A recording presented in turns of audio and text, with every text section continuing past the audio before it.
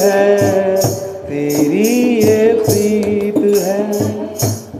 ओ ब्रह्म ज्ञान मिले गुरु के मुख से, सत्संग मिले प्रेम लगन से, कोई जाने ना।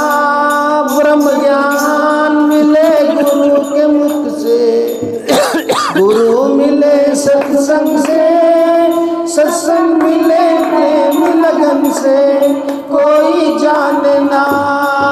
ब्रह्म ज्ञान मिले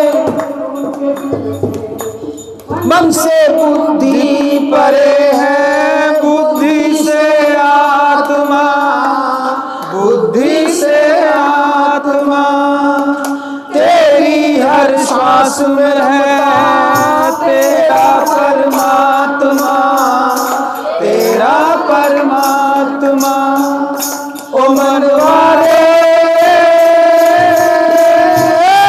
तेरी हर श्वास में रमता तेरा परमात्मा, ऐसी मन बुद्धि से तू ब्रह्म जाने ना।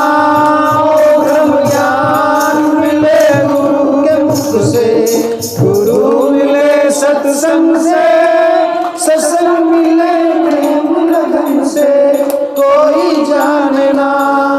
ब्रह्म ज्ञान मिले गुरु के मुख से, सागर के तट पे खड़ा है पानी को पाए ना। अब एक मिनट यहाँ शांत हो जाओ। सागर कौन है? गुरु।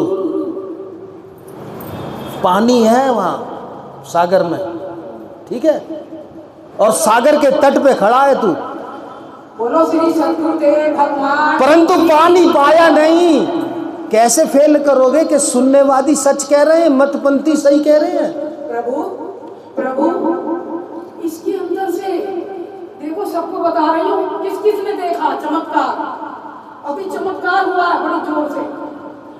इसके अंदर से एक चमकता हुआ पुंज निकला है, इसके अंदर से, इस और अंदर गुरु जी के दिल में अंदर ऐसे चमकता हुआ अंदर विराजमान हो गया। ज्ञान का प्रकाश था, वो क्या था मुझे नहीं पता। तालियां जोर से।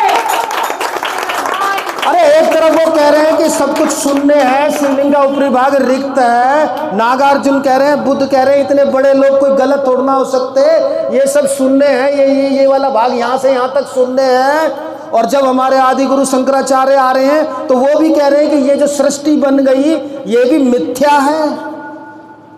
काय की भक्ति कर रहे हो? किस दूसरे की भक्ति कर रहे हो? जवाब नहीं दे पा रहे तुम। यही कह रहा था काकभुसुंडी कि काय को राम जी की पूजा कर रहे हो तुम गुरुदेव? मतभेद यही तो था, तभी तो आंखें आधी मूंद करके बैठ गया। अपमान कर दिया अपने गुरु का। वो भगत भी था, सैगुण उपासक भी था, निर्गुण उपासक भी था, और वो केवल निर्गुण उपासक था। उस समय पे काकभुसुंडी जब भगत नहीं बना था, भगत तो बाद में बना है वो, और काक भी बाद में लगा, पहले भुसुंडी शर्मा था। मैं तो निर्गुण को मानता हूं, मैं तो सुनने को मानता हूं। क्या बेकार में राम जी की पूजा कर रहे हैं मेरे गुरुजी? अरे जब तुम निर्गुण को ही पूज रहे हो तो राम जी की पूजा क्यों कर रहे हो? इसलिए मैंने अपनी आंखें आधी थोड़ी मूंद ली। भाई जब जगत मिथ्या है तो ये ब्रह्मलोक से लेके, स्वर्गलोक से लेके, पितरलोक से लेके, भूलोक से लेके, जमीन यानी के भूलोक मिथ्या हो गई ना, जीरो हो गया ना। और जब यही जीरो हो गया तो कहाँ से राम जी मानव योनि में आएंगे, कहाँ से कृष्ण जी मानव योनि में आएंगे? और जिनकी तुम भक्ति करोगे, कहाँ से हनुमान जी आएंगे, उनकी भक्ति करोगे? जीरो हो गया ही तो। ये जीरो हो गया जगत आदि गुरु शंकराचार्य के अनुसार, और ये जीरो पहले से है। ये जीरो और ये जीरो। जगत चाहे कितना ही मजबूत है, कितनी पृथ्वियाँ, कितने सूर्य हैं, कितनी गैलेक्सियाँ हैं, कितनी ही जमीनें हैं, कितना ही आकाश है, ना आकाश है, ना जमीन है, ना वायु है, कुछ है ही नहीं। ब्लैक होल में तो बल्कि ब्लैक होल का मतलब समझो क्या होता है, वहां हवा भी नहीं है, हवा भी होगी तो उसमें खींच ली जाएगी, खत्म। पृथ्वियां नहीं है, पृथ्वी अगर जाए ना उसमें ब्लैक होल में, खत्म, जीरो, शून्य। ब्लैक होल में गैलेक्सियों में चाहे बुध आते हैं, बृहस्पति ग्रह आते हैं, शुक्र ग्रह आते हैं, शनि ग्रह आते हैं, चंद्र तारे प्लूटो जितने भी सब आते हैं, जब ब्लैक होल में जाएंगे तो वैक्यूम मशीन की तरह वो खींच लिए जाएंगे, खत्म कर दिए जाएंगे, खत्म खत्म खत्म। तो जब सब शून्य है, ये शून्य है, जगत जमीन शून्य है, पृथ्वी शून्य है, स्वर्ग लोक शून्य है, ये पितर लोक शून्य है, यहां से यहां तक ये शून्य, और ये पहले से शून्य, तो शून्य ही शून्य। किसकी पूजा कर रहे हो? पूजा के लिए मेरे को कोई दूसरा चाहिए, कोई दूसरा होना चाहिए, कोई तू चाहिए जिसे मैं तू कह सकूं, जिसे मैं राधा कह सकूं, जिसे मैं राम कह सकूं।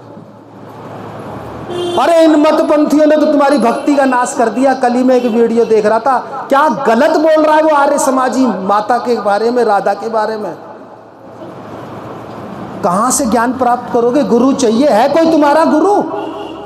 इसको सुनने करे दे रहे हैं, इसको सुनने करे दे रहे हैं, क्या बचा? जगत है ही नहीं, जगत है ही नहीं तो कहां से आएंगे राम शरीर के रूप में, कृष्ण के रूप में? बताओ, कभी राम बन के, कभी श्याम बन के, कहां से आएंगे? जानने की